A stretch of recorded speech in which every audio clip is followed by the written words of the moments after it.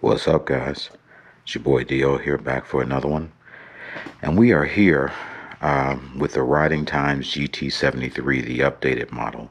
Not the Pro, but just the updated model. Again, huge thanks to Riding Times for sending this bike out to us to review and share that information with you guys. And also a big thank you to the subscribers. You guys that have used my discount code, liked the videos, and commented on the videos. It's because of that type of input that makes these type of things possible. So a huge thanks to you guys. So I just wanted to do a quick video just breaking down the updates as I see them so far. And we'll get a riding video next, but I just wanted to show some of the things that just the obvious changes that have been made and what I believe have been some obvious improvements that they've made. So we'll start at the front of the bike. First thing they've done is they've changed the brakes. Looks like it's more of a traditional bike style brake. The brand is Logan. They are hydraulic. There's a 203 millimeter rotor front and rear, hydraulic front and rear. They seem solid. The levers definitely feel better than the levers on the original. The original one had 180 millimeter rotors front and rear. I believe the original one's rotors are a bit thicker, but not as wide in diameter. So these seem like they might be better, but time will tell. So we'll see. Another thing I've noticed is that it is definitely a different fork that's on the bike. There are actual pinch bolts on a fork to help to secure the through axle from the front for the front wheel. Just the overall design of the fork is different. The look of the fork is different. There still are no adjustments on it, but it is a different fork. I'll get back to you guys on overall ride comfort and things like that. But just looking at it side by side with my original, it definitely does not sit up as high as I don't know if you guys can tell that, but you can just look at the handlebars. And this fork is a taller fork than on the original, than the one that's on here now. So yeah, as you can even see, just the seat height is different, and I haven't changed any of the suspension on my original one, but the updated version definitely sits lower and has a lower front fork. So something to keep in mind. Also, they changed the front fender. It is no longer super floppy. It's a lot more rigid than it was before. You guys remember that was one of my complaints about the original one. I've changed out to a Sur-Ron front fender on mine, but no need to do that on this one. The front fork more rigid, so it won't be all floppy like the other one was before. Coming up here to the cockpit, they've gotten rid of the NFC card operating system and going to more of a keyed ignition switch. So to operate the bike, you're simply going to turn on the key, make sure your batteries are on. You're going to hit and hold the power button, and your screen comes up and you go into park mode. To get out of park mode, you just simply need to hold and release a brake, and you're out of park mode. Still got the same, the display does look like maybe it's a little bit brighter than the one on the original. So we'll have to see how it does out in the sun. But it's a beautiful display. I've always liked the factory display. You still got your horn, lights, turn signals. Nothing's changed there.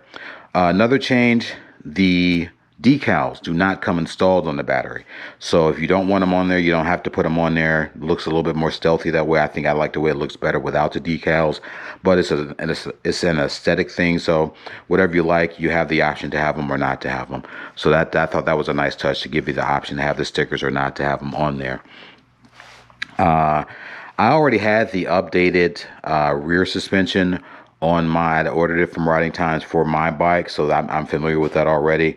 And you do have to swap it out when you assemble the bike they have like a little small spring. I don't even know if it's really suspension or just a placeholder that's on there. So you will have to swap that out on assembly. Outside of that, as far as assembly, it's just handlebars and front wheel, just like 95% of the other bikes out there. Moving further back, they did add torque arms, which is another good addition, another good upgrade that they did. So you do have torque arms on both sides, and also the motor is obviously a different motor. This is the original, just so you guys can see a side-by-side comparison. It's a lot bigger, beefier motor, so I'm assuming it's more durable.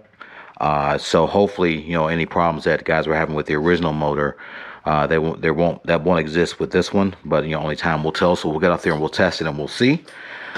And I think that is about it. At least just things that you can see, clearly on the outside, things that have changed.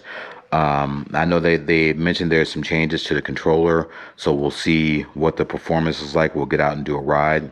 But man, the bike is clearly sitting quite a bit lower than the original one. So you decide for yourself if that's a good or bad thing. I mean, I couldn't say, but it definitely sits quite a bit lower than the original one. So it seems like it's just it appears to be a smaller bike, whether it'll feel smaller, which is wild because it's the exact same frame, but just changing that front fork really brought the whole bike down, which is really kind of interesting.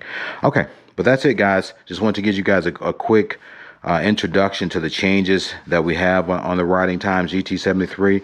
Like I said, we'll get out and ride it. Oh, one more thing. They did change the connections here in the front with the screw-on Loctite connection. So I guess that'll be a little more secure. Don't have to worry as much about anything coming loose. But overall, from what I can see, guys, they made a lot of positive improvements to the bike. You can tell that they are listening to the community, which is great and also rare these days that people actually listen to the feedback of their customers and implement some changes. So good to see that Riding Times is doing it, and they're doing it quickly. So we'll get out there, we'll ride it. Like, comment, subscribe. If you're interested in grabbing one for yourself, use the link down in the description or enter code DO at checkout. Save yourself $100. I appreciate all the support, guys. We're moving forward. They send us a bike, guys. You know, anybody that does YouTube knows that's a rare thing, especially for a channel the size of mine. And, you know, we just broke over 1,000 subscribers. So again, a huge thank you to you guys, the subscribers. Without you guys, none of this would be possible. And also a big thanks to Riding Times for supporting my channel and partnering with the channel and believing in what we're doing over here. So thank you to everyone. We'll see you guys in the next one. Peace.